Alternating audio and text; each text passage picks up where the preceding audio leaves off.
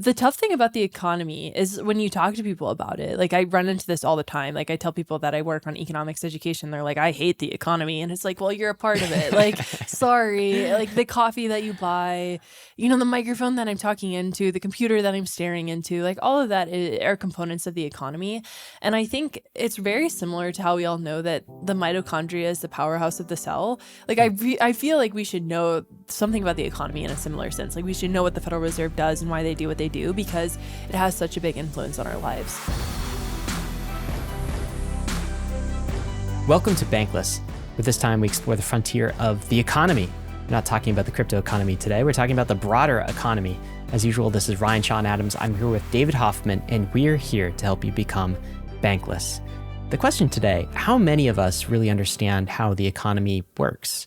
I think a lot of us have gotten our education on the economy, on money, on these sorts of things through crypto, myself and David included, but there's still gaps in our knowledge, like the labor market or the housing market, and also the reflexive nature of consumer sentiment. How do all of these things fit together? Our guest today is Kyla Scanlon. She's wrote a book on all of this called In This Economy that explains how markets and money really work. I think this is a shortcut episode to leveling up your knowledge on the economy and finance in general. A few things we talk about. Number one, Kyla's term, the vibe session.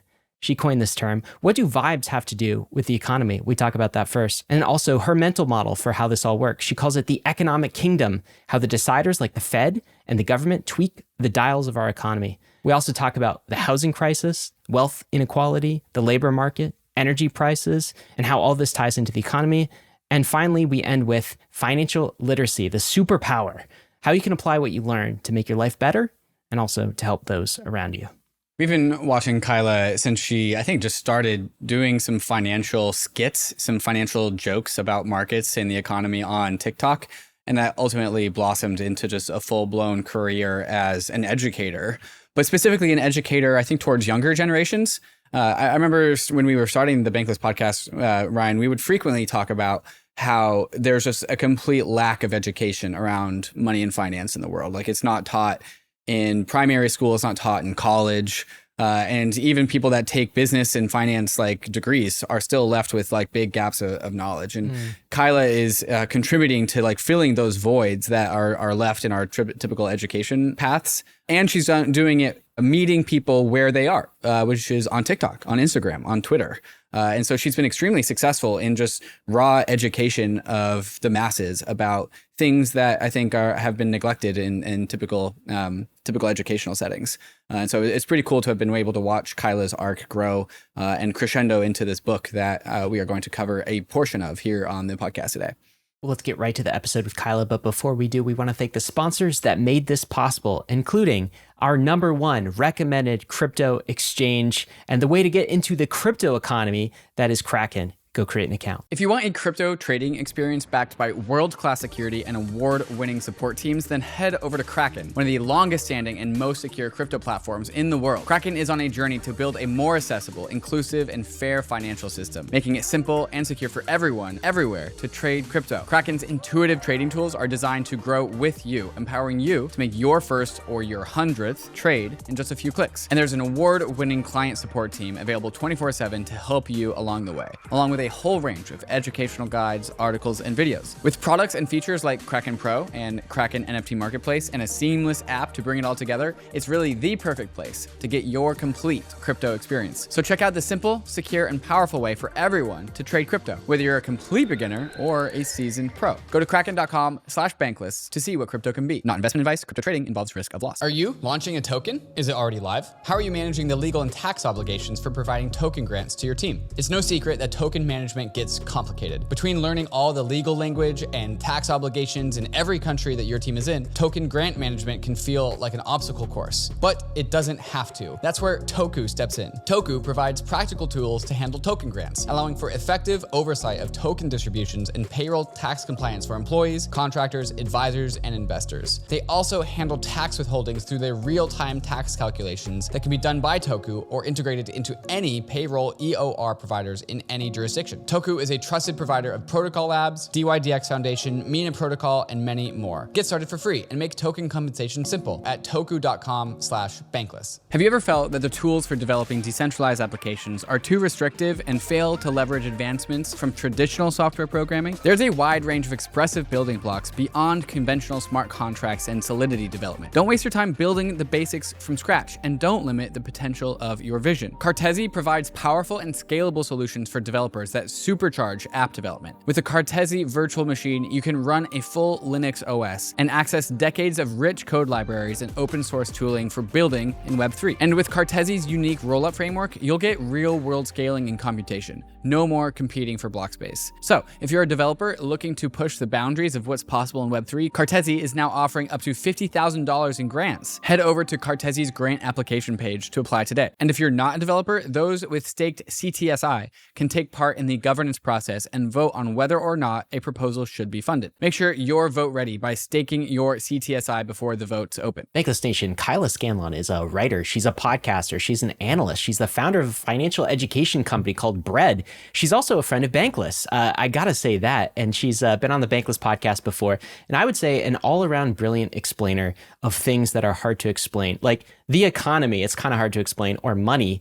And she wrote this new book. It's called In This Economy. I actually have like an early edition of the book. So the edition that you can go buy pretty soon is going to be even better than this. And the subtext is, it's how money and markets really work. And if I were to give a synopsis of this book, it's kind of like an econ textbook that you can actually read. It's almost like Ray Dalio for Gen Z, I would say. And I would say it's literally the best resource for getting up to speed on these topics. Money, finance, the economy, all these things. I'm going to say some more good things throughout the episode, but let's just bring her on. Kyla, welcome to Bankless. Oh, thanks for having me. Excited to be here. Yeah, it's been a long time, Kyla, and kind of just making sure listeners know a little bit of your lore. You introduced the term vibe session, I think around 2021, 2022. And this term vibe session has become so widely accepted, understood, and just leveraged in both mainstream media, financial media, even in academic settings, I've heard this word be used. And to the point of which, like, I kind of consider this like the vibes economy, the vibe session, as like successfully contributed knowledge to the archive of just like human knowledge. It's David just, uses this term all the time, Yeah. Kyla. He will not stop using the term. That's awesome. It's in the dictionary. Yeah, right. If it's in the dictionary, it's fully merged with like human consciousness. The idea of the vibe session, I think, really helps people understand the state of the financial world post-COVID. And its adoption as a term has also kind of risen alongside yourself as a rise of a financial and economics social media educator. Can you just like talk about this experience, the rise of this like vibe session idea, and why you think it was actually so helpful in the mainstream conversation about like helping people understand the state of the economy and just like understand the economy at large? Yeah. So I wrote the piece in July 2022, and then New York Times Opinion picked it up, which is kind of when it all started. And the idea of that piece was to explain the disconnect between consumer sentiment and economic data. So people were feeling pretty bad, even though like GDP was going up and inflation was going down and the labor market was okay. And for me, I had like hundreds and hundreds of comments every day on all my videos of people telling me that like they were feeling pretty bad, even though I was telling them that the economy was good. And they were like, "Are you a psyop? Like, what's happening?" And I was like, "Am I?" And so I wrote this piece to try to explore that. And the vibes really do matter. And it sounds so silly, but it's just the same idea as reflexivity, which is coined by George Soros, or animal spirits, which was coined by Keynes, is that like human beings are not rational, right? Like they're not rational and we can't expect them to be so, which is the what economic models rely on. And so the vibe session is just sort of like how people feel matters. Like inflation expectations really matter. How people feel about their economic circumstances really matter. And then alongside the vibes, there is a structural affordability crisis, right? Like housing is so unaffordable. And student loan debt is really bad. People feel like they're not able to maybe get the jobs that they want. And so I think all of those go hand in hand with like the negativity that we've been seeing. And there's a lot of other reasons for the negativity, but like how people feel matters is the sort of the takeaway from the vibe economy. I think one explanation as to like why this term got so well received by people is that it made people feel really heard. And there's like a big disconnect from the world of money, finance, economics, and like the average person who just goes to work every single day.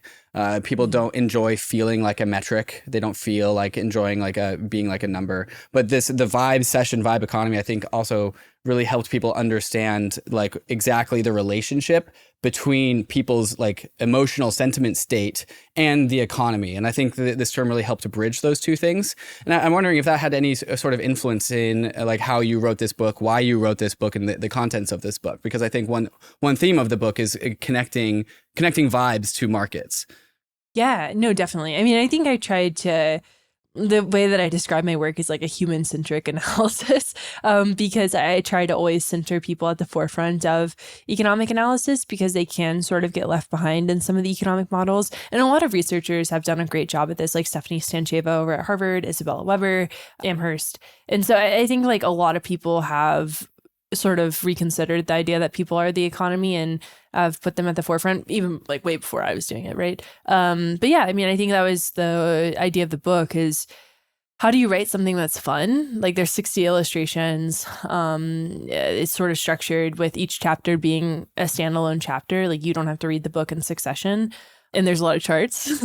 And yeah, I think that the tough thing about the economy is when you talk to people about it, like I run into this all the time. Like I tell people that I work on economics education. They're like, I hate the economy. And it's like, well, you're a part of it. Like, sorry, like the coffee that you buy, you know, the microphone that I'm talking into, the computer that I'm staring into, like all of that are components of the economy. And I think it's very similar to how we all know that the mitochondria is the powerhouse of the cell. Like I feel like we should know something about the economy in a similar sense. Like we should know what the Federal Reserve does and why they do what they do, because it has such a big influence on our lives. And so that's why I wrote the book, is like to be this toolbox. And I think like centering it on the concept of vibes is important, because then people don't feel left behind by conversation, which sometimes economics can drift into, where it's like money matters the most. It's like, well, no, people probably do. And that was the goal of the book. Yeah, we will return to the vibe economy and explain that in some more detail. But let's get the overall picture of the book. And I want to ask the question. I think Morgan Housel actually is a Bankless guest. He wrote the intro to this. And you know, it's a fantastic intro. But I want to ask the basic question from your perspective, Kyla. How come no one understands money, finance, the economy? And not only do they not understand these things, when they hear these terms, they like run as fast as possible in the other direction. Why is that?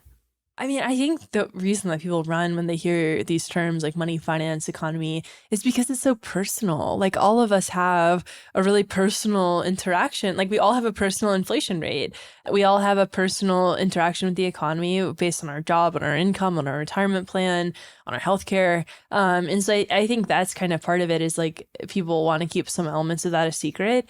And then I think money is like really big and confusing. Like the way that it works is weird. Like what even is a bank? Like Bankless, right? And I think like that's a big part of it, is like there in one of the chapters is this economic kingdom, which was my attempt to draw interconnectivity between all of the various topics, like fiscal policy, monetary policy, inflation, GDP, labor market, private market, VCs, all of those things, because I think it feels so disparate and big and confusing, and you kind of have to like solar system it and see all the connectivity. And I think for people it's like I do this all the time. I'm so avoidant. Like if I don't understand something, I avoid it. And I think that's kind of just what people do, is like they're not given the tools, and it's not their fault. But if you're not given the tools and you don't know how to access the tools, of course you're going to avoid it, right? Yeah, here's the crazy thing. I did my entire undergrad in business, and I like realized at the end of that, I still didn't understand the economy. Like I understood snippets, right? And I read all the textbooks. Like I was actually like a fine student. Like I did the assignments, but I didn't really understand until all of this works, until I kind of like took it in my own hands. And actually like crypto is part of my whole financial education. I had to learn all of the other bits and pieces.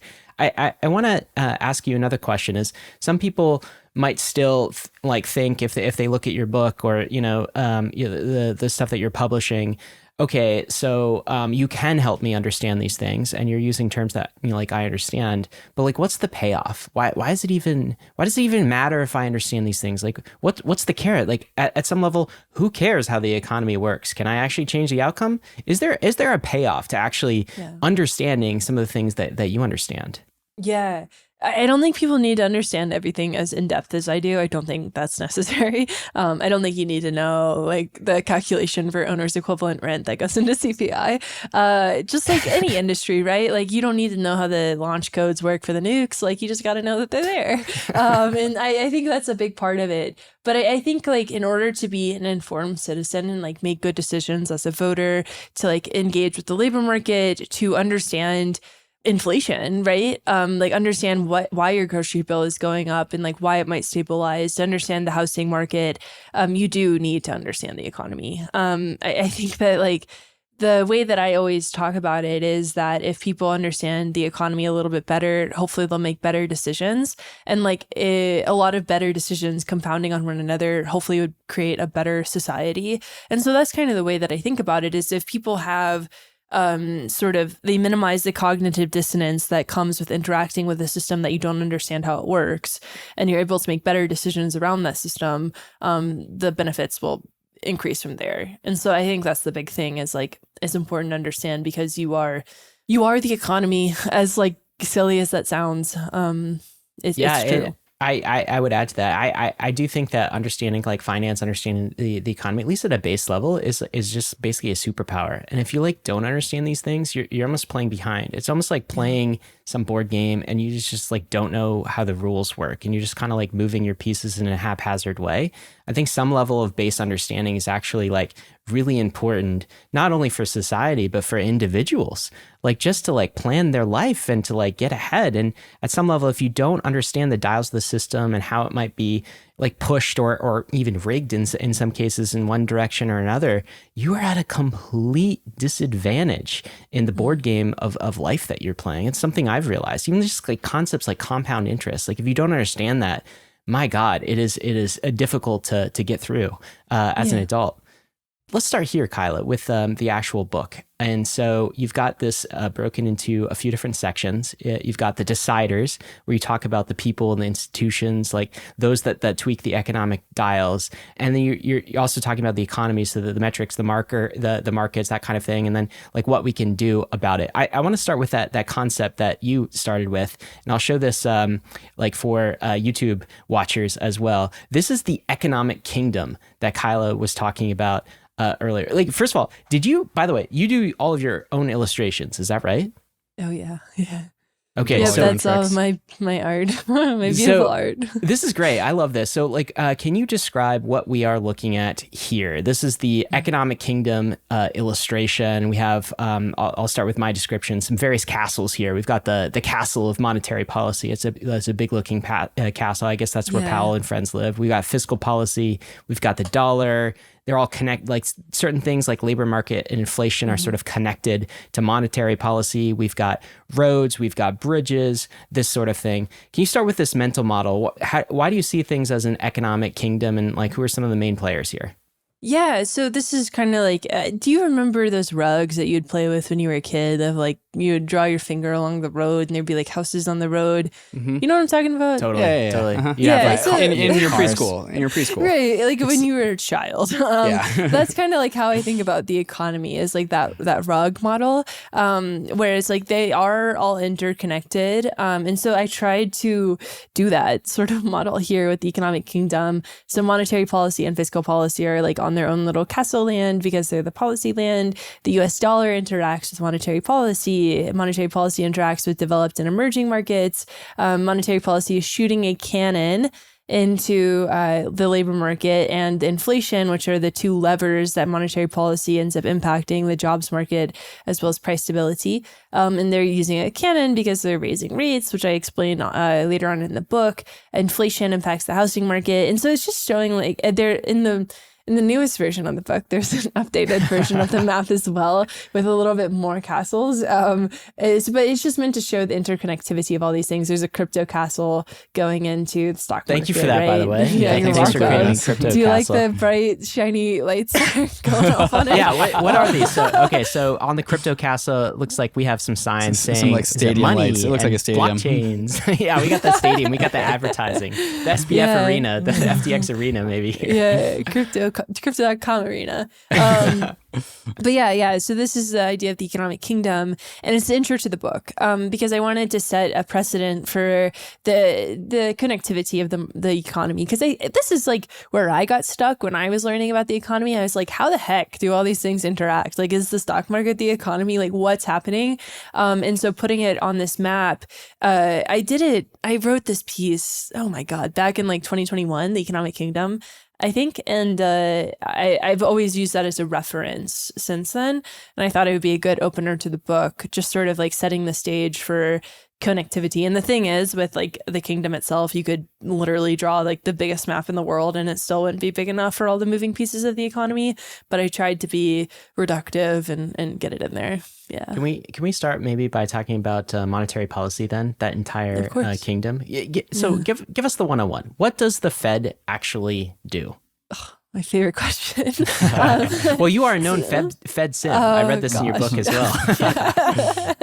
I think that line got taken out. Oh, really? Yeah. There's a line for people who will never read this. I have an early edition of the book that says, like a secret one. Yeah, that says, Kyla says something like, I'm a well-known Fed simp in air quotes. And I wasn't exactly sure what that meant. I'm going to go ahead and guess it's an internet viewer kind of being a troll on YouTube. It kind of fits that bill. Yeah, because like the way that I so this is like one of my problems is I get excited about like monetary policy. I love like I really like the economy as a concept, almost as like a video game for me. Like not that people's lives are a video game, but like just how money moves is so fascinating. Right. And so I can get like a little bit too animated. I think I'm like, yeah, the Fed, and I pretend to be Jerome Powell in some of my videos, and so people are hilarious. Like, you're simping, dude. I guess. All right, so there's no simping here in your explanation. What does the Fed do?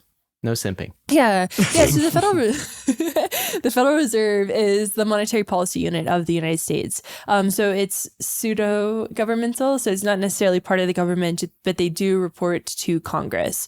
And they set monetary policy. And so they are in charge. One of the illustrations shows it. They're in charge of like walking this tightrope of the economy, balancing both price stability, so making sure inflation doesn't like destroy everybody, as well as the labor market. So making sure that anybody who wants a job can have a job, which is called maximum employment.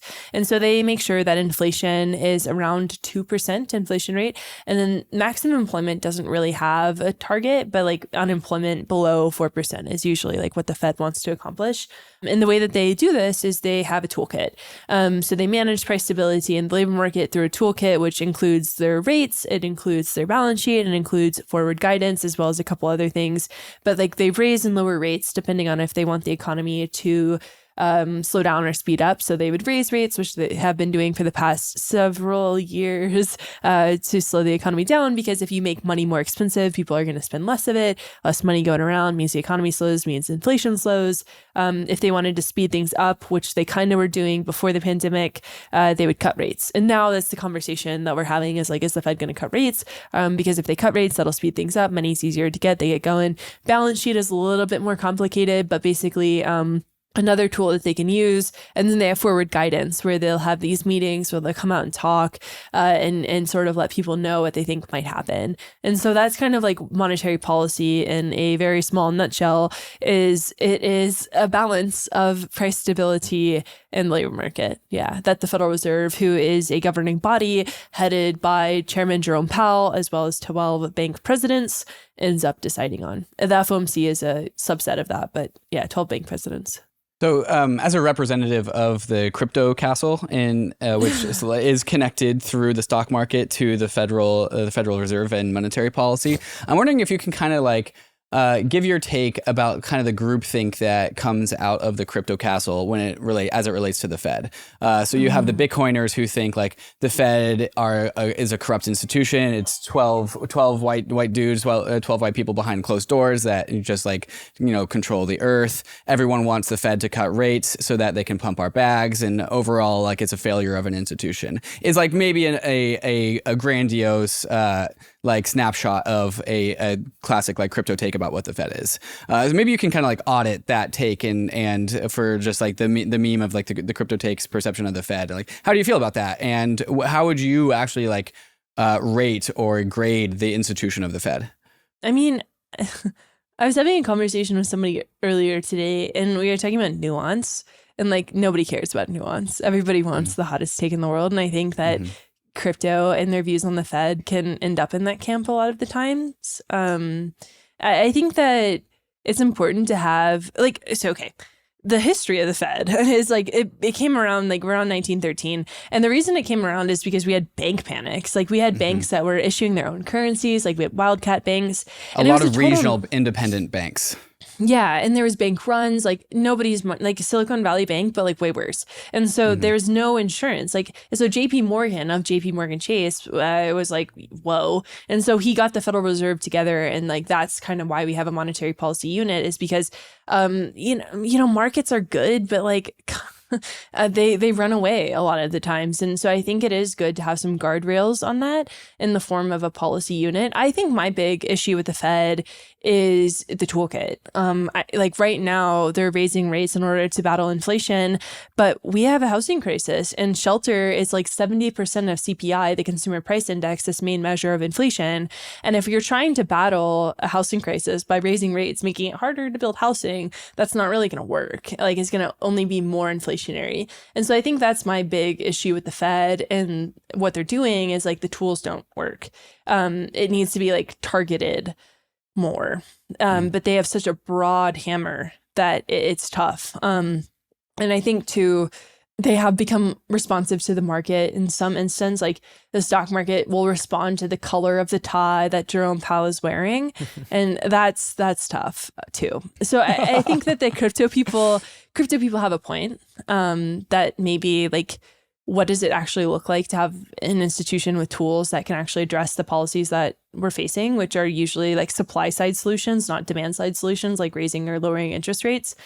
But I do think it's important to have an institution in place, which I know is unpopular with the crypto populace. I just think human nature makes it hard for things to be dependent on human nature. Yeah. So in broad strokes, right, the Fed the Federal Reserve handles monetary policy.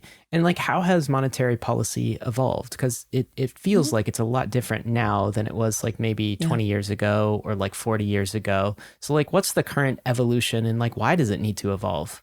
Yeah. So, I mean, even when they were figuring out their toolkit, they discovered interest rates essentially on accident. They realized that by lowering and raising interest rates, that would impact how people spent money. This was like right when the Fed was started. And so that became kind of like part of their toolkit was the cost of money.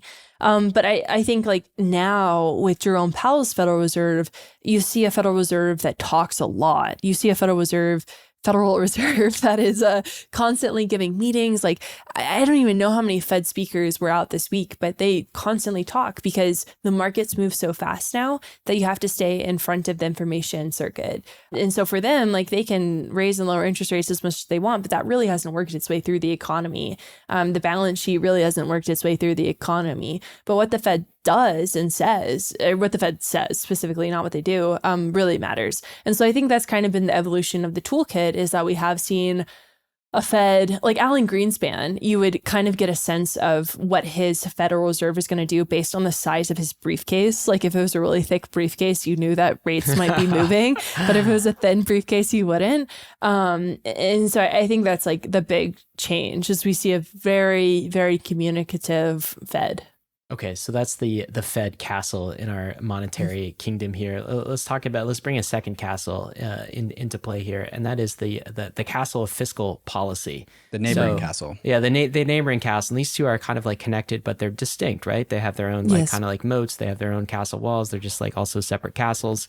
So what is fiscal policy? Like, what is in the tool belt of fiscal policy? Oh, yeah. Fiscal policy is fascinating. It's much more broad than the Fed. Like the Fed kind of has a limited toolkit. They only really can do what they're mandated to do through Congress, which is manage inflation and manage the labor market, and then also like ensure that long-term interest rates are around 2% or normalized. And so for fiscal policy specifically, they have all sorts of tools. Like they have taxes. They have their government debt, which is issued in bonds.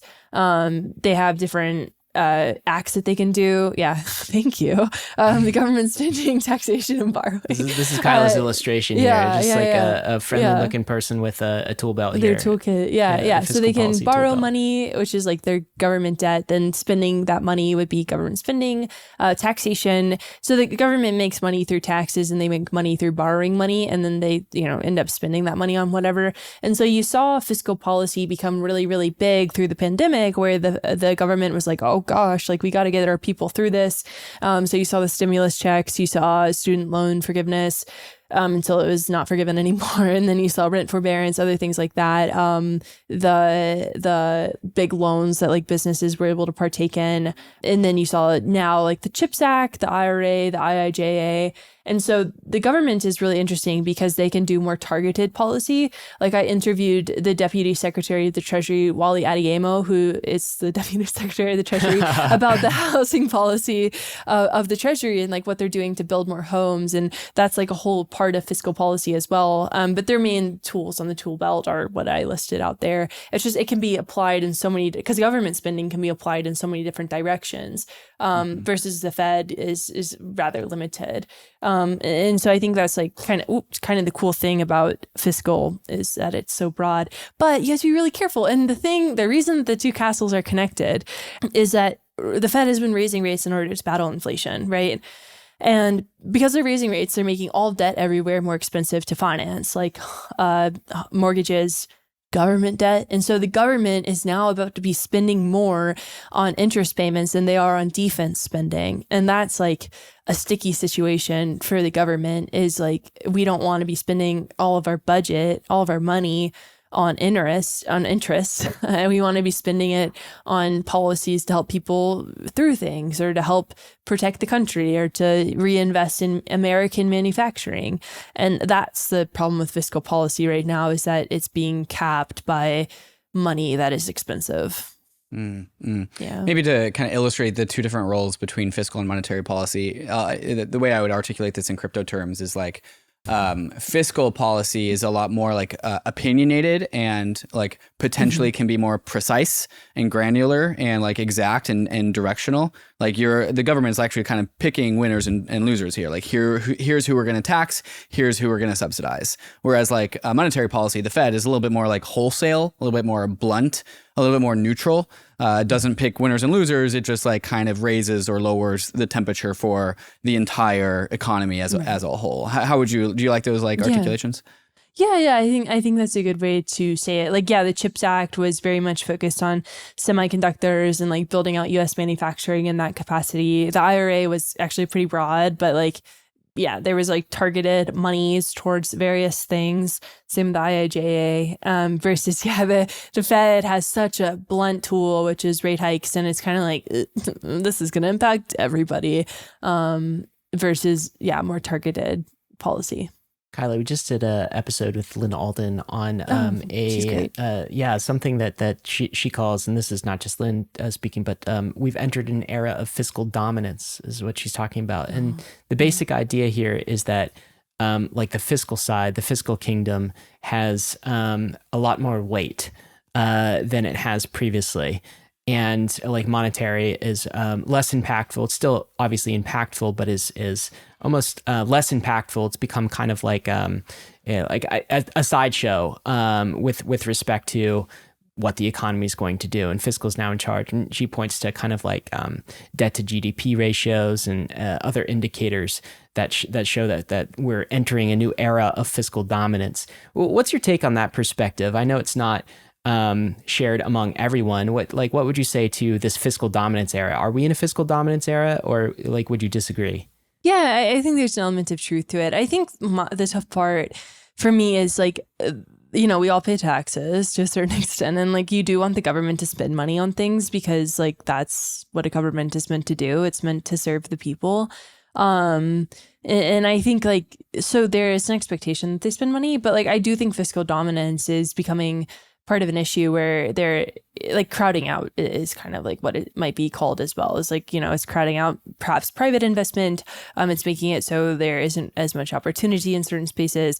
I really think the interest cost is concerning because part of the issue with the idea of fiscal dominance too is like, how do you back out of that? Like, how do you sort of fix something that's so big, that's happening so quickly? And I don't think there is a solution other than big government. And I think this is an aside, but I promise it like kind of ties into it.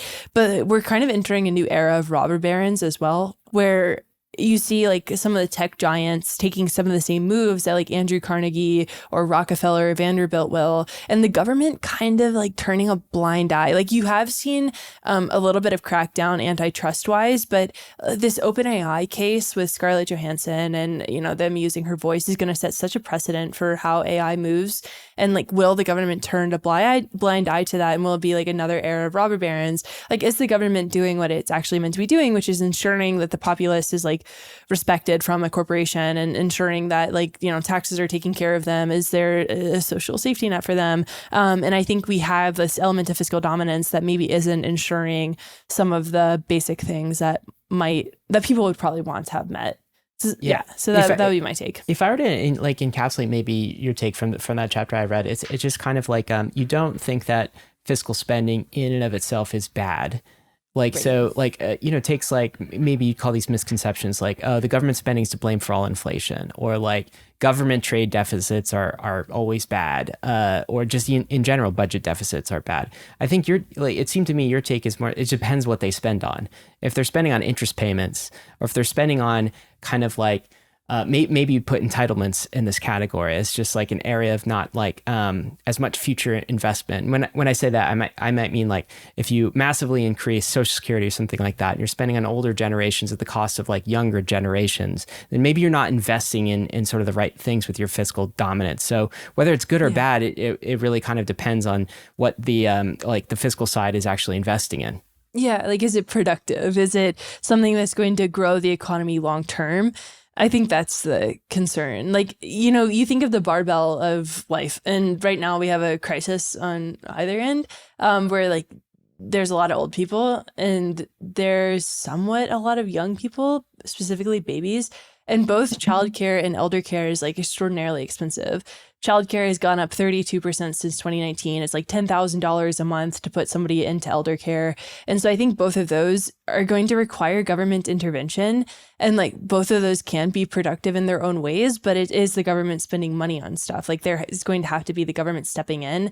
And I think that's where this conversation gets kind of hairy. It's like that isn't going to be a free market solution. Like, a private equity firm can't step in and save the childcare industry because I just don't think that would work. Maybe they can, but the margins are razor thin. It's like 1% margins in childcare. And so you have to have the government, you have to have an element of fiscal dominance with both of those things, but they're refusing to step in a really big way. So because they're focused maybe on the wrong stuff. I don't know.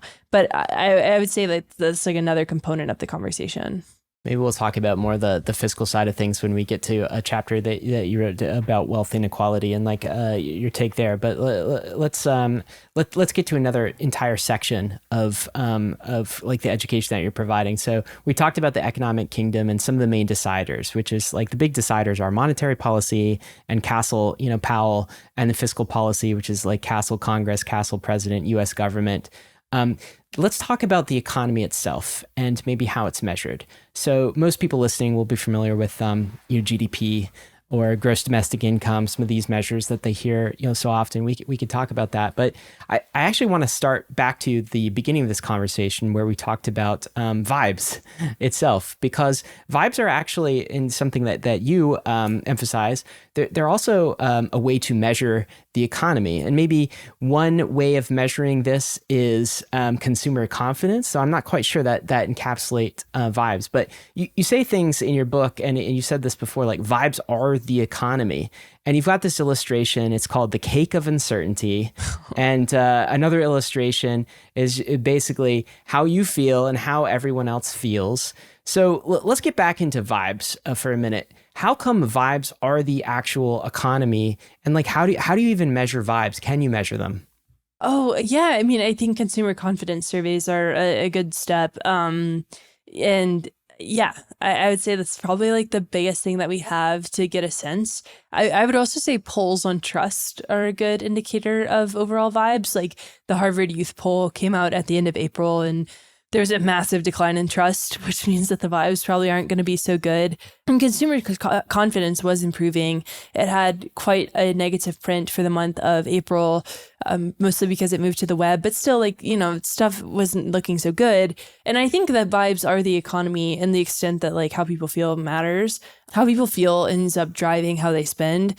Consumer spending is 70% of GDP. And there's other stuff that goes into that rather than just like people spending money. But how people spend money matters. And like if they're spending money really matters. And if they're feeling good, that really matters as well. And so vibes are the economy to that extent.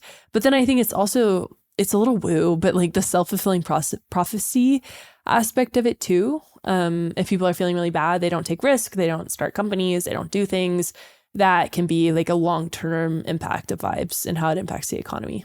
Yeah, I think this is where things can kind of get weird from people's intuitions and understandings of economies. Like the way that generally like economies and is like it's very measured. It's a science. Like you measure GDP and that's the economy. And why are people good? Well, GDP is up and that's why people feel good. But I think people often like miss the fact that it can actually reverberate back and go backwards. Like it can actually be the tail that's wagging the dog. So maybe we can illustrate like how negative vibes can create negative GDP. And this is kind of where like the world of like sociology and psychology like actually becomes related to economics and fiscal policy. So maybe you can kind of illustrate like some of the ways that vibes reverberate back into the economy and actually like change the fundamentals. Yeah, I mean, I think George Soros in Reflexivity is a good example of this. Like what people think about prices ends up sort of moving prices because it ends up dictating their actions. Prices move relative to that. And so you kind of have this self-fulfilling prophecy. And so it's sort of the same with the economy too. Like if people are like, I'm freaked out and I'm not going to buy, that ends up impacting the economy at large. What's sort of funny is you're seeing these companies sort of pull back on inventory, like Target specifically, where they bought up a lot of inventory during COVID because they didn't have enough because people were buying a lot. But now they're like, oh my God, we have so much inventory. Like we have to do all these massive sales. And that's largely dictated by consumer behavior. And so I think that's just like one example of vibes and like how people feel, as well as, macroeconomic circumstances. But I would say like reflexivity is sort of the textbook definition of what you're describing, as well as vibes is just a different word. Yeah. One just like something that I thought that was pretty interesting to watch was all the data about the Taylor Swift Eras tour and how it actually showed up on GDP measures. And if anyone saw like one single video of like a concert of like all these screaming girls of all ages at Taylor Swift having some incredible vibes. Just like that show like transcended, just like it was an international vibes all over the place, everyone having a really good time, and then it actually like shows up in positive GDP numbers. Right. And I think there's like a pretty like direct correlation there. It's like vibes were had, people want good vibes, so they pay for a Taylor Swift concert ticket, they go, they have good vibes, they buy the merch, they go out with their friends, they have a good time, and then the GDP numbers go up. Maybe you can like kind of unpack that relationship a little bit well, just like the demand for good sentiment that people want and the actual like showing up in GDP numbers.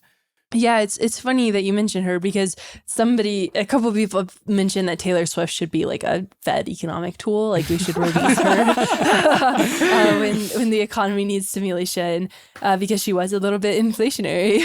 I think specifically it was like maybe Sweden, and her and Beyonce were coming at the same time or maybe at separate times. So like both times, like the Swedish economy or the Swiss economy perhaps was like, oh my God, like this is so inflationary for our hotel prices. And so yeah, like that's a very good example. And I'm glad that you brought it up of how the vibes can sort of impact.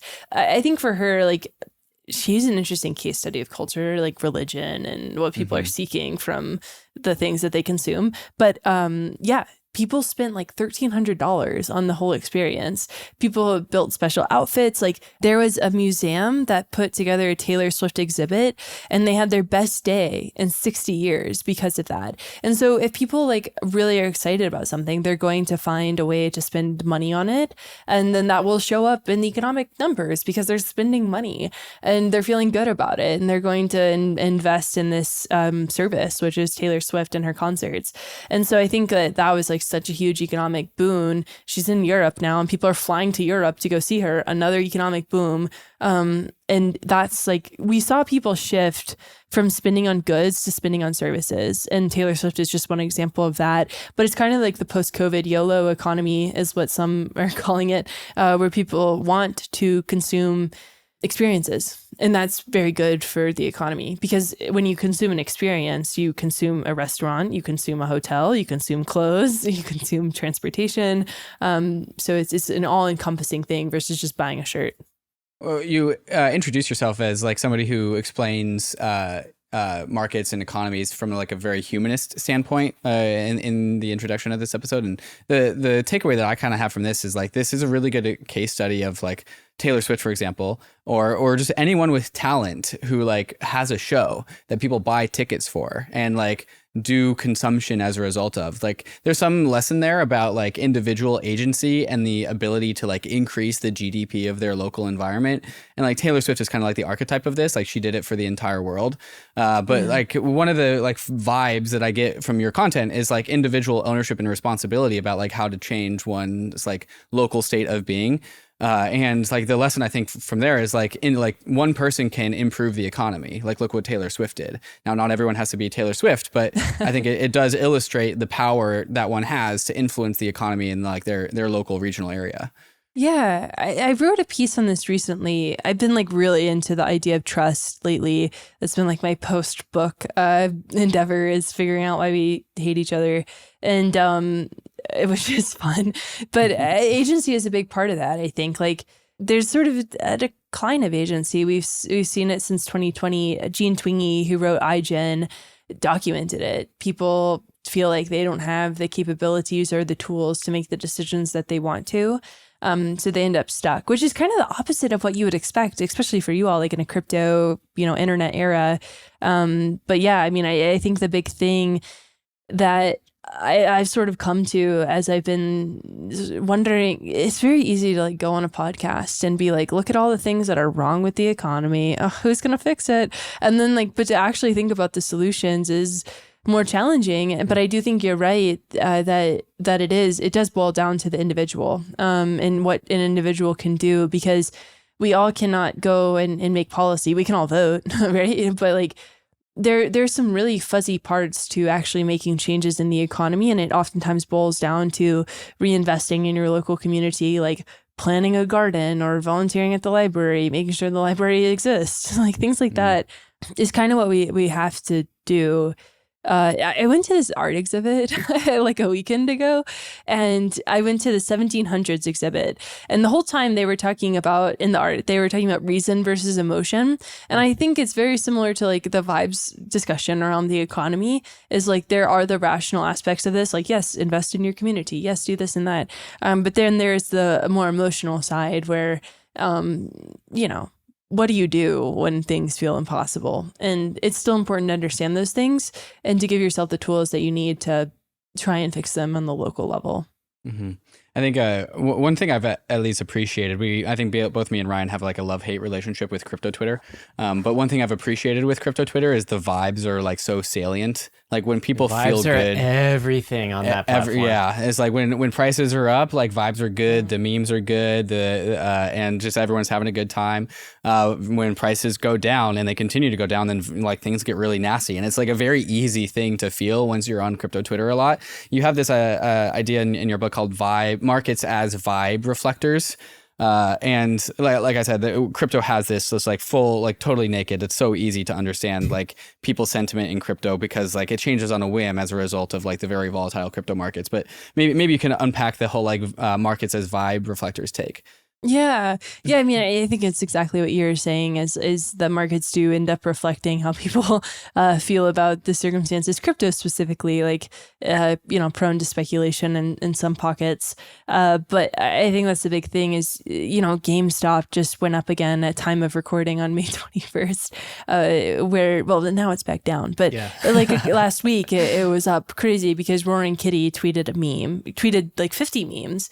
And those are vibes. That's not reality. And so I think that's like kind of the takeaway. I don't enjoy that take, but I think it's true. It's like one of those things where it's like, I wish the fundamentals mattered a bit more, but like you just look at the stock market and you're like, all right, what's happening here? And it's better than it was, but like still things like GameStop, you're like, that's not real. Have you converged, Kyla, in this idea that vibes are fundamentals? Like, are they like one and the same sort of thing? Because this is like a constant question that we have in our sort of sorting out. Some people are like, no, the vibes are the fundamentals. Like the memes are actual. It's all memes all the way down. Yes. There's a sector of meme coins in crypto where like the investment philosophy is you go into the telegrams and you buy the coins that have the funniest memes and you sell when the memes stop making you laugh. Yeah. I know. What was it? Joe Bowden? Joe Bowden. Yeah. Yeah. But I hate that. I'm sorry. I think I'm just like too much of an idealistic where I'm like, no, the world's good and perfect and everybody is rational. And like, obviously not. Like, I'm not rational. But I think that like, I think it more so frustrates me as it does for everybody who's kind of like, I'm invested in crypto and like, I pay attention, but it's kind of like, what the heck? But it makes sense. Like, it makes sense that memes would take over because like memes are a sense of reality in a world, the post-truth era, right? Like nobody knows what to believe in, so why not believe in like a Doge? And so I think you're right to the extent that vibes are fundamentals. But with companies, it's like, okay, this company makes no money and has no products. Like, should it be trading like this? Maybe. I don't know. It's if I'm saying that vibes are the economy, it probably would make sense to say that vibes are the stock market too. One thing that politicians, I feel like, have been tapped into for a long time, this might be like more tangible to a broader audience, is like gasoline prices and how people feel on the back of high gasoline prices, because it matters.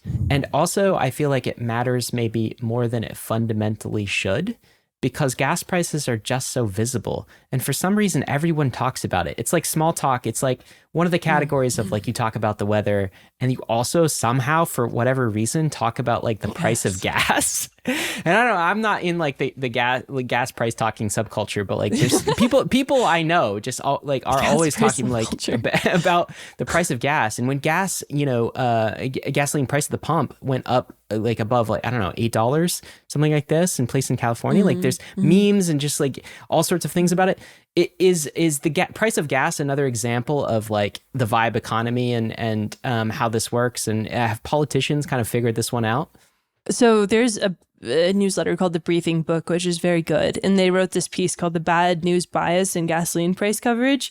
And media loves gasoline prices. So I think it's not only that you're seeing like this neon sign on every street corner because we're such a car dominant culture in the US that like you're on a road that has a gas station most of the time if you're on a road. But also like it's media loves it. They love talking about gas prices. And gas prices are funny because it is something that people end up spending a lot of money on because people drive everywhere in the US. The relationship that people have to their car is very personal. And so I think that's like one part of it. But yeah, it's funny. Like politicians are definitely tapped into it. They'll be like, gas prices are high under this guy. You don't want him. Get me. I'll make it cheaper to frack. And it's like, what? And the funny thing is that, gas prices, the reason that they're high going into the summer is because we switched to a different blend. So we switched to sweet summer crude, which is like a different sweet blend. Sweet summer crude? There are blends? I don't know my gas flavors. It sounds like my coffee. Yeah, that sounds lovely. I'd love some sweet summer crude. You would like to drink some gasoline. But no, we switched to a different blend. And then there's also maintenance on the refineries.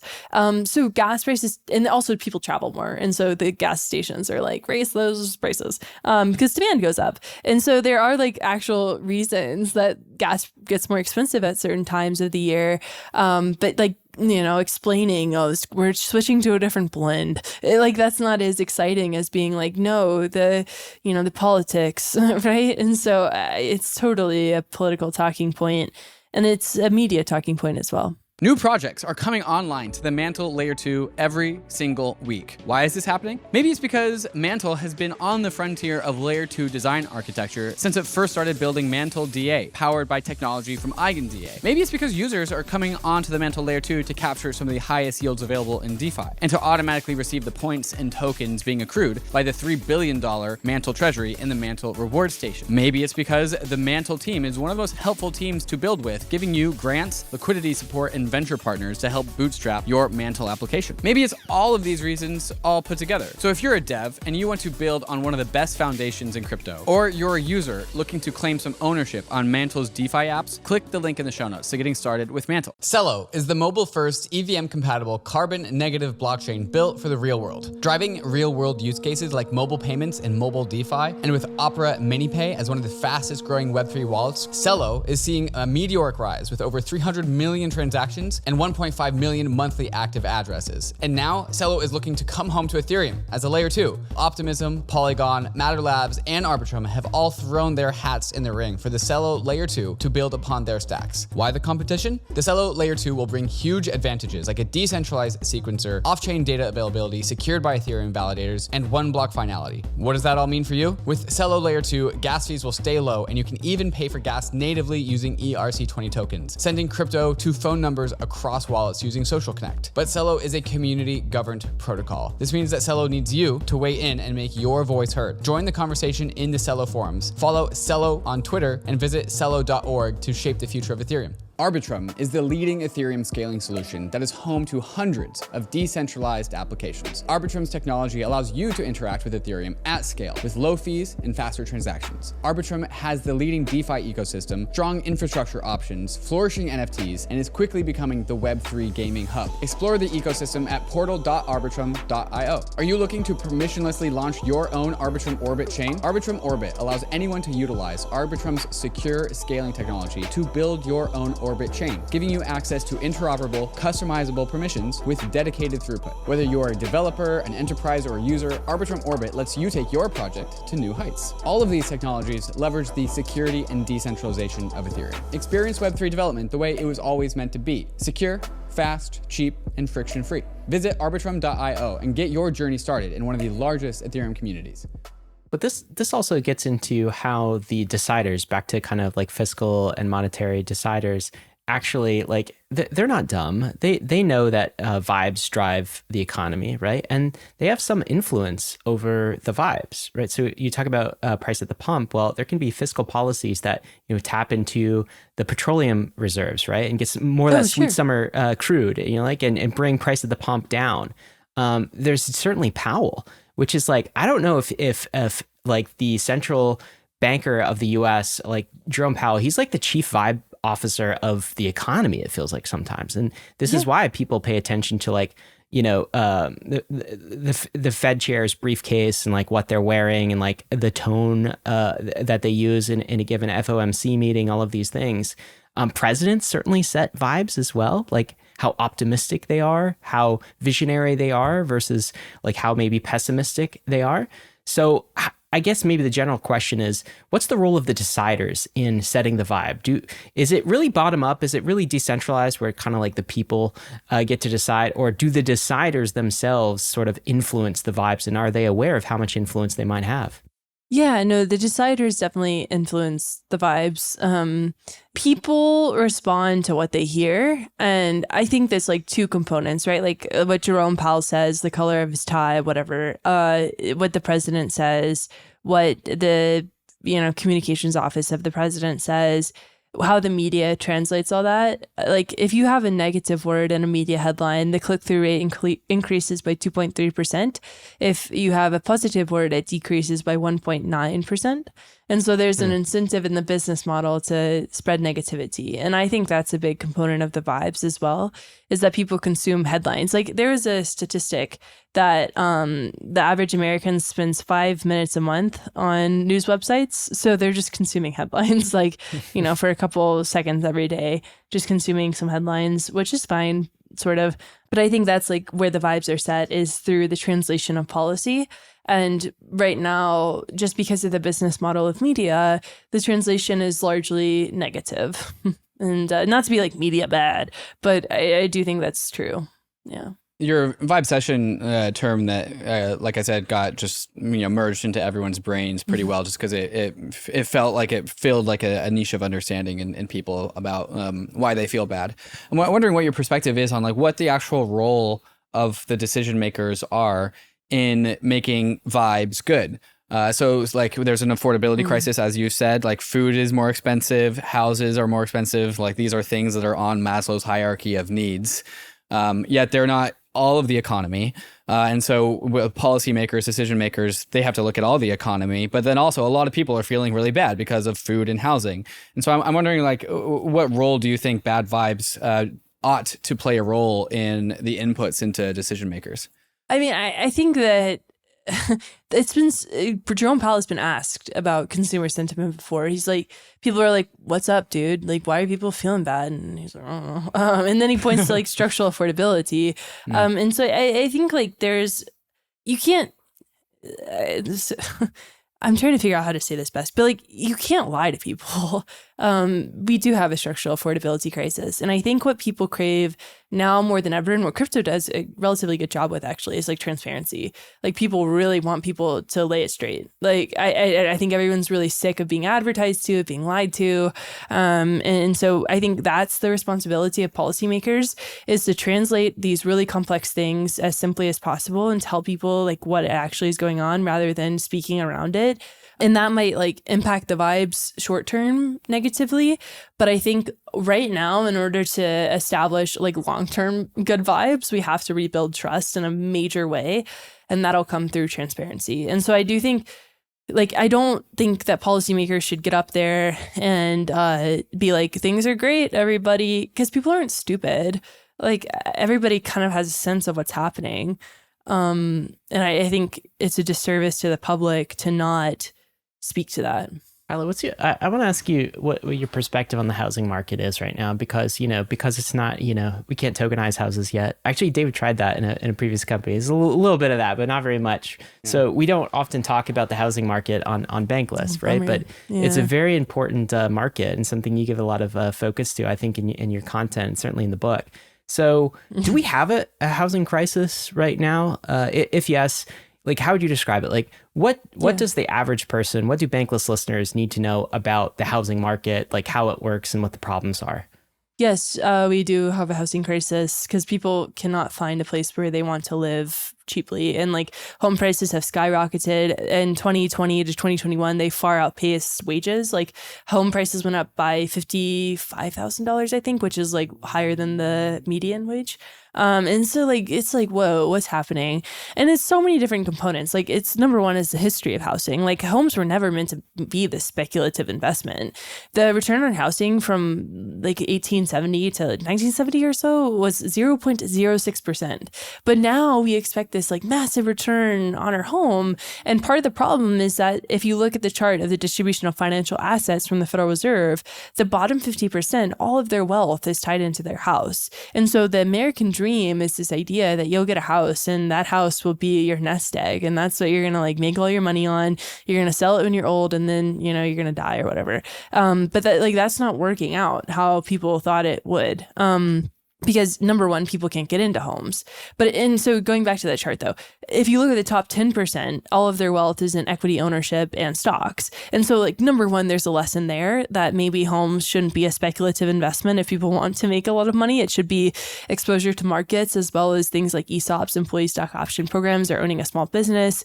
And then in terms of the housing market at large, we are now, Derek Thompson wrote a really good piece on this. We're facing this question of like, is a home an investment? or is it a place to live? Like, is it a speculative tool, or is it something that you like raise a family in? And for a lot of people, it's both. And that's a really sticky situation when there aren't enough homes. And that's the problem that we're having, is we just don't have enough homes in the places that people want to live. And part of the reason is zoning laws. Like, we have crazy zoning laws. 70% of LA is zoned for single family homes, meaning that you can't build multifamily, you can't build duplexes, triplexes, townhomes. You can only build single family homes, which is great. But like, you have to have a little bit of a mix of it. And then it's NIMBYism, so not in my backyard. So going back to the point of homes being a speculative investment, there's a lot of people who are like, I've lived here for 30 years. I want to sell this home for $1 million more than I bought it. And I don't want anything else built around me because it could destroy the value of my home, even though there's plenty of studies showing that that's not the case. So that's one component of it. And then the other thing is just the cost of building homes has been really expensive, especially into the pandemic. Like, lumber had a whole crisis. There was a lot of labor market costs around constructions. And so housing has just been this perfect storm. Even post 2008, like, builders were like, we're never going to build another home again after what just happened here. Like, this is nuts. And it's really quite hard because you have this like psychological impact where people are like, I have to have a home to build wealth. I don't know how else to do it. And then also it's like, well, I have to have a place to live and I'm going to be renting for the rest of my life. And legislation really favors homeowners. Like, you get a tax break on a mortgage, you don't as a renter. And that's like one component of it too. All the tax incentives are also in place for older people to stay in their homes for a very long time and not sell. Like, boomers own most of the 4-bedroom homes. At this point, that should be passed on largely to the millennials who have kids. And so it's all this stuff, like, the US housing market there's so much going on. That's why I have a whole chapter. Yeah. Sorry. Yeah, I could talk for like an hour straight. Well, I'm just curious, housing. Like, so for people who are listening, right? Obviously, home ownership is skewed older, right? So baby boomers are like kind of like looking around. Some of them are like, what problem? I don't see a problem. Even like elder millennials, many of them have houses, many of them have property, but this is particularly hitting, Gen Z and some of the younger millennials. Do you have any like advice for them in general? Like, they're faced with this problem. They just don't know. They can't afford to buy a home. They don't even know whether they should. And it feels very much like a speculation casino. Like, is it going to resolve at some point? Is like the advice just like, hold on and wait? Or like, what's the practical advice for someone who's just like stuck in this dilemma of like renting forever, not being able to afford a home, like really wants one, really wants some participation here? What would you say to someone listening like that? Yeah, I mean, I think I would like to own a home one day too. And it's like, I don't know if that's going to happen. And so I think like what's kind of interesting about the housing situation, and Connor Send from Bloomberg Opinion has pointed this out, is that like when you don't own a home and you push off having kids, you have a little bit of extra spending money. And so you do see people, spending on various activities, whether it be like sports gambling or investing or crypto. And so like, that's like one way to do it, is to find another outlet for the money to invest it, rather than purchasing a home, the down payment, the mortgage, the property taxes. I'd say like not all hope is lost. But I would say it's more frustrating than anything. And I recognize the frustration, but there are alternatives to home ownership that include, building a pretty good investment portfolio if they choose to do so. Another market we don't talk about very much on Bankless, or relatively uninformed on, is like the labor market. And there's a whole section in your book about the labor market. It's incredibly important, but like high level, what is the labor market? Where does it fit in? Who's responsible for the labor market? What do we mean by that? The labor market is everything. It's like everywhere. And the way that it fits in is that it's like where employers and employees interact. And so if you're looking for a job, you're part of the labor market. I'm technically part of the labor market as a contractor. And so like, that's just one example, right? And there's all sorts of services that encompass the labor market. But the labor market is important because it gives us a good sense of how the economy is moving. So there's different surveys that give us this idea, like the JOLTS, the Jobs Opening and Labor Turnover Survey, which is what the Fed and other entities use to gauge the strength of the labor market is the job openings numbers that these companies are posting. However, this metric has been a little bit fuzzy because sometimes people will post a job opening and that opening won't be real. It'll just be positive press, like, oh, look, we're hiring, even though they're not planning to hire anybody. And so that can get a little bit weird. Another metric that's good in terms of the strength of the labor market is the quits rate. So the quits rate is actually a sign of strength. If people feel like they can quit their job, that is actually a very strong labor market. It's a very tight labor market.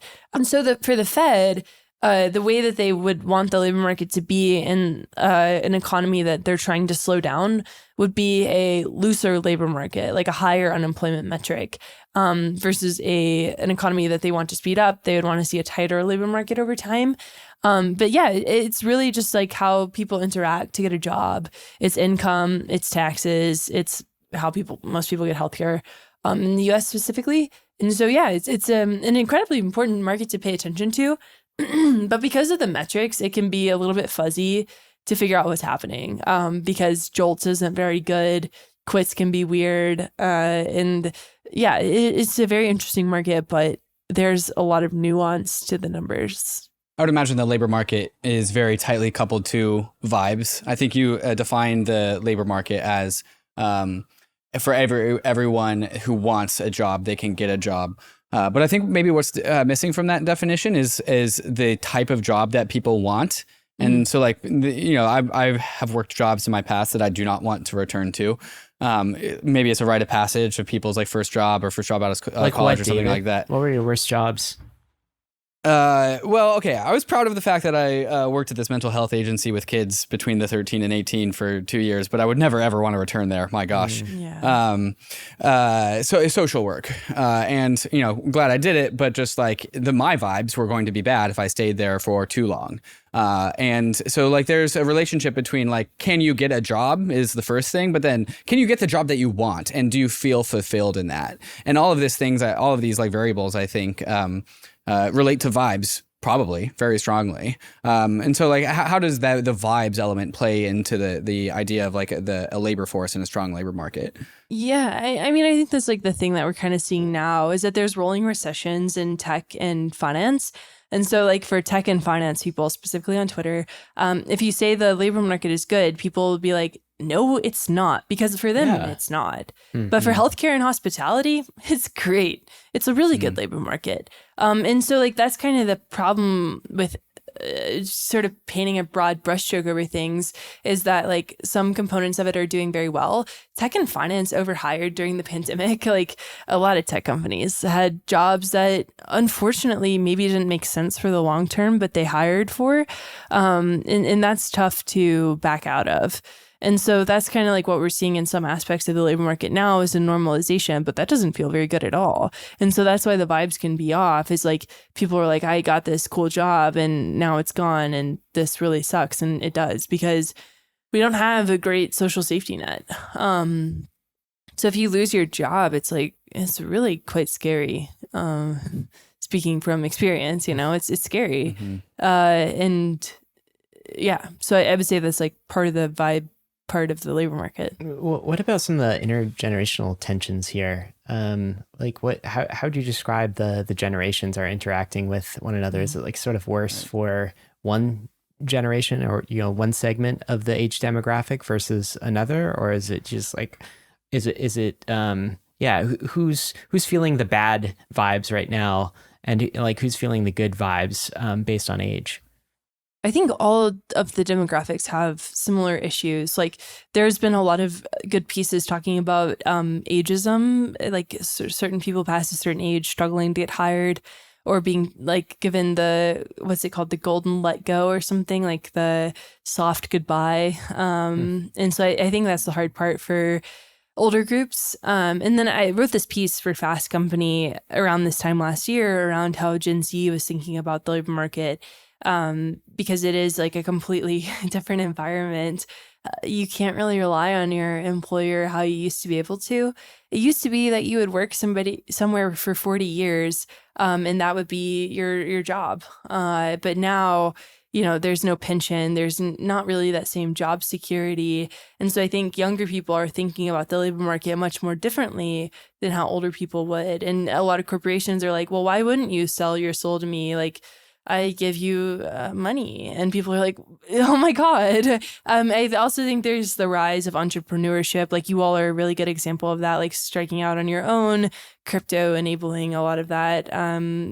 Me too, doing something sort of similar.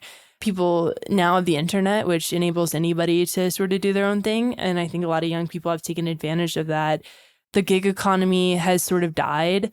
It's still around, but I think people are very much like, wow, this is a crazy way to treat other humans. So I think like there's a lot of lessons in the labor market. Yeah.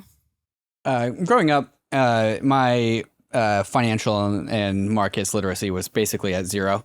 And I was very much in kind of an anti-capitalist camp, which I like fell victim to like the thinking of just like wealth inequality is like the bane of the existence, like, down with the bourgeoisie, this kind of thing.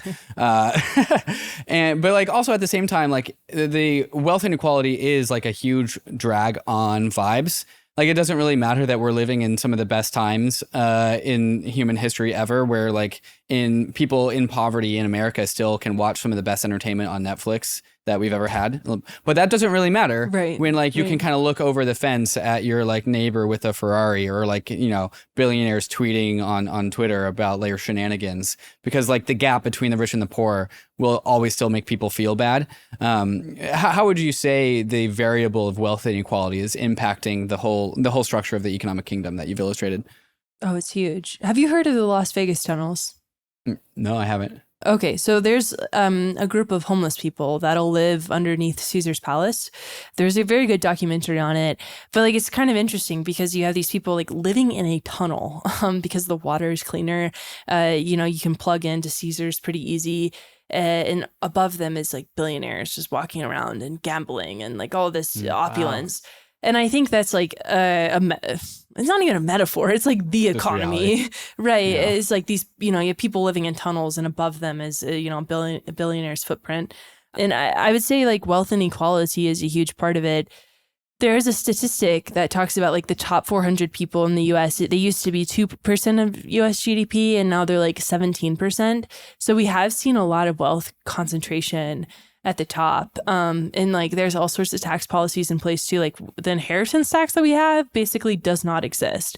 So if you inherit money from your rich boomer parent, like you're solid. And this is creating a really, John Byrne Murdoch wrote about it in the Financial Times, like this really crazy bifurcation. This is not even on the level of wealth inequality. It's just like between generations. Like there's going to be a cohort of millennials who are inheriting a home from their boomer parents, and then a cohort of millennials who aren't. And so that's going to sort of create even more stratification between these two groups and create even more wealth inequality. And like, there's really like, what are you going to say about that beyond just like tax people more? But I think that wealth inequality is a massive problem.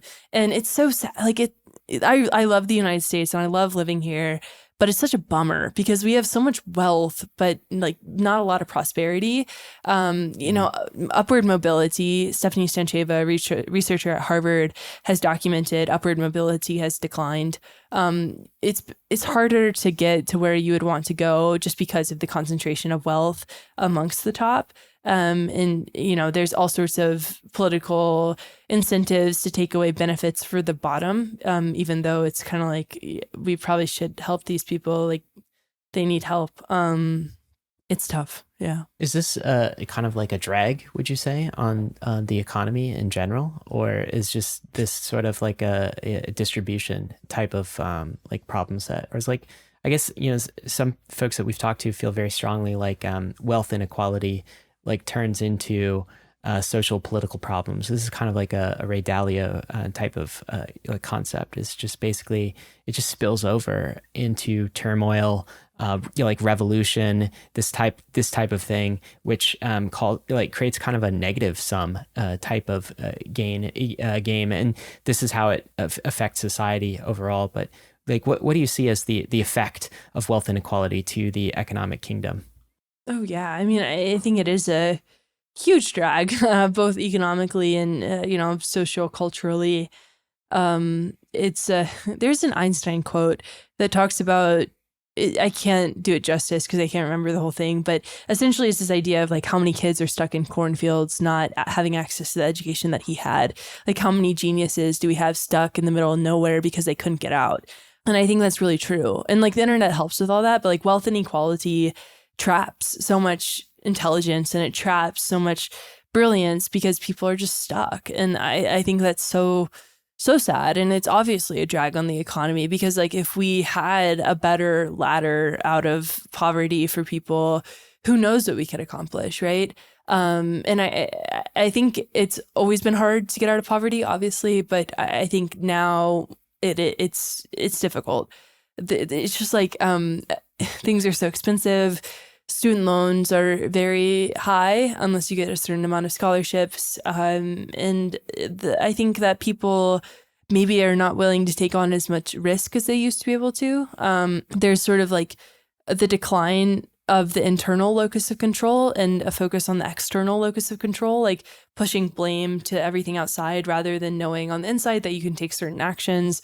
And I think that's kind of the tough part is, yeah, like we have so many people that need help, and how do you help them? One maybe last area I would love your insight on is energy and commodities in general. I know you've talked a lot about energy, and I'm wondering your take on how energy sort of factors into the economic mix and understanding it. I think that we want to do more episodes on just like the energy lens on things in general, even on just that'd be good for you. Yeah, I think it would. Yeah. On monetary economics and that sort of thing. Some folks have talked about energy basically with respect to even central bankers and fiscal policy. There's kind of like an energy blindness, like almost the idea that nature is kind of like the ultimate central banker, right? Like the price of barrels of oil actually like matters a lot. And sometimes we are so abstracted from that and disconnected from that. We don't realize how much it matters and how much energy price impacts in a positive way, the good times that we all enjoy. But what's your lens on things? Like if you were to, provide some education for people listening on energy, what do they need to know? Yeah, I mean, I think that what's happening with energy right now is kind of sad. We've made a lot of progress towards clean energy. Like we're moving towards solar, we're moving towards other alternatives, but you've seen more of a move toward fossil fuels again, towards coal, just because people are like, it's kind of expensive to be green, and we like short-term profits. And so I would say that's like a big thing that's happening. But there is so much progress in the clean energy space. And I think there's a lot of exciting things happening. But I think you're totally right that like commodities are the undercurrent of the economy. Sam Altman, who's the CEO of OpenAI, was giving an interview about energy usage of AI, because AI uses a ton of energy because of how big the data centers are.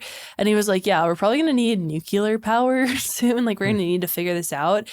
But like that is not feasible. And I think it is feasible, but like it's a long path toward it, right? And it's something we should have done a long time ago. But I think that's kind of the thing is like we're talking into our computer screens. We're looking at the AI voice bots that sound exactly like Scarlett Johansson, and turns out is Scarlett Johansson's voice. And we're saying like, okay, this is cool, this is awesome. And I don't think we give thought to the fact that like one conversation with ChatGPT is equivalent to pouring out an entire water bottle. Like it uses an entire water bottle's worth of energy. And so I think that's just going to be the capacity constraint. You see it with NVIDIA too, is making these GPUs. Like there's real world capacity constraints to everything that we interact with. And that's something I wrote this piece called AI can't plant corn yet, because we often give a lot of virtue to the very cool technology that's coming out of AI, but we oftentimes forget that, we need corn and we need like the stuff on the ground.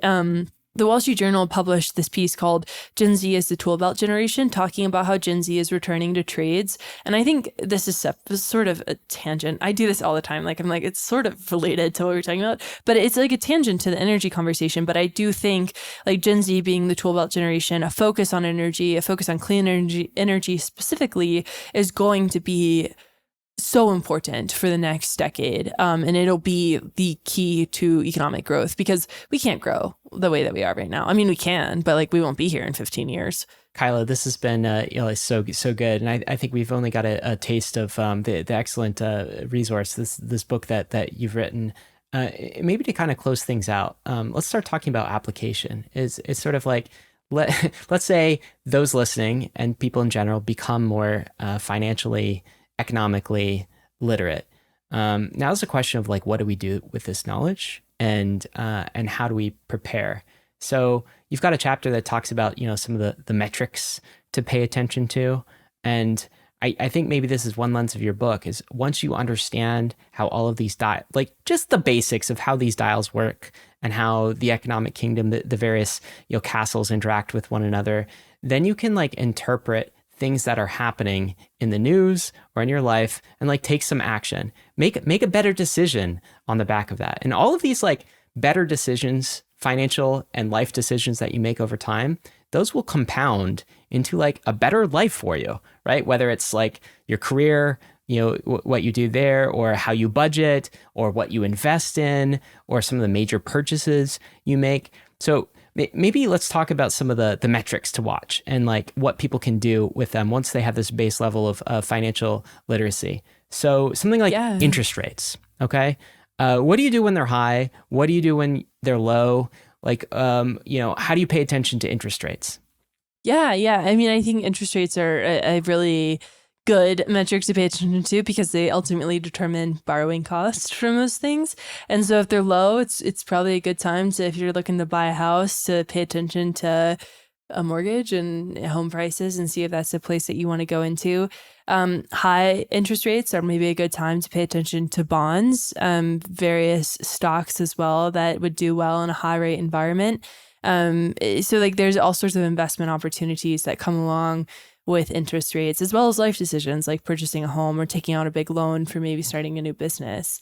I would say that's like the application that can be taken away from paying attention to interest rates. How about inflation rates? That's another number that's kind of top of mind. And, CPI has been burning hot lately. Maybe it's down a little bit, but what do you do when it's high? What do you do when it's low? Is there anything you can do? Yeah, CPI is frustrating.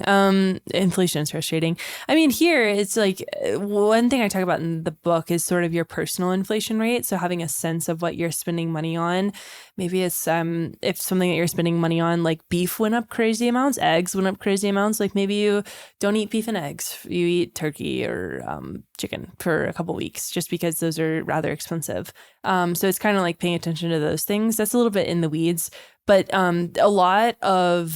there's even investment tools that can help hedge against inflation, like TIPS, Treasury Inflation Protected Securities, which is the government. You can purchase some of those. They're protected against inflation. So it's a rather smart move in a high inflation environment to have exposure to things that are relatively insulated from inflation. And when inflation is raging, that's a good thing to do. When inflation is low, it's like, it's fun. It's a good time to have exposure to fun companies. How about employment data? Is there anything we can do with kind of the unemployment numbers that we hear economists report out? Unemployment, like the labor market is funny because there was a survey that came out that said that 6 in 10 Americans think that unemployment is a massive problem, even though unemployment's basically at an all-time low. And so I think it's just really understanding like what's actually happening with the labor market, but then also having knowledge that there are rolling recessions. So if you're like maybe going to enter a certain industry, like, okay, maybe it doesn't make sense to go into computer programming right now with AI. It's still like we're going to need programmers, but there's been a lot of pullbacks in hiring in that industry. So just paying attention to like who's hiring what and where and why, and maybe building out skill sets relative to that. So overall, Kyla, what do you hope people get out of this book? What do you hope they take away, and how do you hope it benefits their lives? I mean, the reason that I wrote this book is because I felt like it was important for people to have a toolbox to understand the economy. Like there's so many good economics books out there, like Basic Economics, Economics in One Lesson. Jeremy Rudd just published a really good book on economics. Like there's so many. And so what I tried to do is just consolidate that information and make it really fun and accessible. So it's more consolidation rather than creation. And I hope that people feel like they are able to have the information that they need to make decisions about their lives. I think it's really tough to exist in a system that you don't understand. And I think that's how a lot of people feel about the economy is like, what are interest rates? What is the Fed? And I'm hoping that this can help just one person make a better decision about their life. So what's next for you, Kyla? I'm like actually incredibly impressed that you had the discipline to put together an entire book. Like this is a thick book as well. It's like a lot of pages. And I know like from my experience, David and myself is just, I think we probably, David, we've not had an explicit conversation for a while, but like probably we've thought about doing a book, but it's always like, rather than spend the time and discipline ourselves to like come up with a book, we just record another podcast. We just do podcasts it's way easier. about people who write long. books. And sometimes if we're feeling really disciplined, we will like write an article. David does more of that than I. But like you've put together an entire book and you're also still producing a massive amount of like podcast content, like video content, like TikTok shorts, all of these things. Short skits? Yeah. We haven't even done that. Yeah. So I guess my question is like, what are your plans next? First, congrats on the book. And then like, what are the plans next? Is this a book tour? Are you doing a media tour? Are you will you never write a book again? Will you become a notable author with like dozens of books in the future? What are your plans? I don't know. I'm actually having like an identity crisis. This happens, I think, after you write a book, because like the book is all of you for a whole, like for me, it was about a year. And so like all I would talk about is my book and like all this stuff or the book, not my book. And yeah. And so like for me, I'm really interested in just how can we help people understand the economy and like not be so concerned, like nervous about it? How do we help people get the information that they need? And so I explored that in a book format. I'm kind of interested in a TV show format next. If that ends up working out, I would love to write another book. I write my newsletter about every 2 months right now, but it'll tick back up soon. And then I have all sorts of short skits as well on the various platforms. But I really think it's kind of like connecting people to the foundations of understanding the world around them. Like one thing I also tried to do in the book is connect it back to philosophy. So there's a lot of poems, there's a lot of quotes from various writers, because I think that like, and this is me getting on my high horse, but I think that the economy is holistic and we have to understand it through a human lens, and that requires multidisciplinary efforts. And so that's kind of also what I'm interested in is how do we tie together? I love tying stuff together. I'm sure the Economic Kingdom made that clear. But how do you tie together all of these things? And econ has been so underserved in terms of art. So how do you make more art about the economy? Very cool. I love that perspective. And like Ryan said at the beginning, just a master explainer of very hard things that few people have attempted to explain before and now. Kyla, your brand to me has always been like radically independent. I know you have a publisher of a book because you kind of need that to write a book. But overall, like I think you're pretty much a pretty independent content producer. Yeah. Talk about that like choice or just that resonance with remaining independent and how you like what that means for the future of your story arc. Yeah, I mean, I contract. So like you all were literally the first people ever to take a chance on me, which thank you. Huge. I should have thanked you very first thing in the podcast. But yeah, so I contract with various people, make videos for them. It's scary, as I know you all kind of know. It's like, you don't have healthcare, like stuff like that. And so you're kind of jumping around trying to figure out what's next. But like, yeah, I think like I have so many ideas that it would be hard for me to work for somebody because it wouldn't be fair for them, because I'd be off like working on something else when they would be like, can you please get back in Excel? That was my issue with the first job I had. And so, yeah, I would really love to stay independent. Yeah, I think it's really fun. Do you have any advice for young aspiring entrepreneurs, content creators, educators, just, startup founders about your experiences that you've had? Yeah, I mean, I was so scared when I first started out. Like I was terrified. And then like I think the biggest thing is like asking for help and letting people take chances on you and sort of being brave. Like I had no net, like if things didn't work out, like bye. And so I think the biggest thing is just believing in yourself, as cliche as that sounds, but also knowing when to stop. Like I've started and stopped so many projects because I was like, this is not the right thing to be focusing on. Like my energy is better served elsewhere. And so it is like taking multiple risks within, like that's why I'm on literally every single platform, is because you have to be everywhere all of the time in the work that I do. And I think it's like that's a similar lesson for an aspiring entrepreneur, is be everywhere that you need to be within the industry that you're in. Well, Kyla, it's been fantastic having you on Bankless. The fact that Bankless had any small role at all in the very beginning of your arc is, I think, pretty cool, and I'm very humbled by that. And it's been cool watching you leapfrog us into the world of like mainstream media and reaching far more people than I think we have. So congrats on your arc. Thank you. Yeah, thank you guys so much. By the way, Kyla, I really, David, I like that mental model for us. Maybe we should just produce art about crypto. Maybe that should be our model. It's definitely underserved. Kyla, yeah, thanks again for joining us. And Bankless Nation, we will include in the show notes a way for you to either pre-order, depending on when this is released, or order Kyla's book. It's going to be released May 28th. It's called In This Economy, How Money and Markets Really Work. We talked about some of it here today, but it's only just scratched the surface. And we have to end with this, of course, our usual risks and disclaimers. Crypto is risky. You could lose what you put in, but we're headed west. This is the frontier. It's not for everyone, but we're glad you're with us on the Bankless journey. Thanks a lot.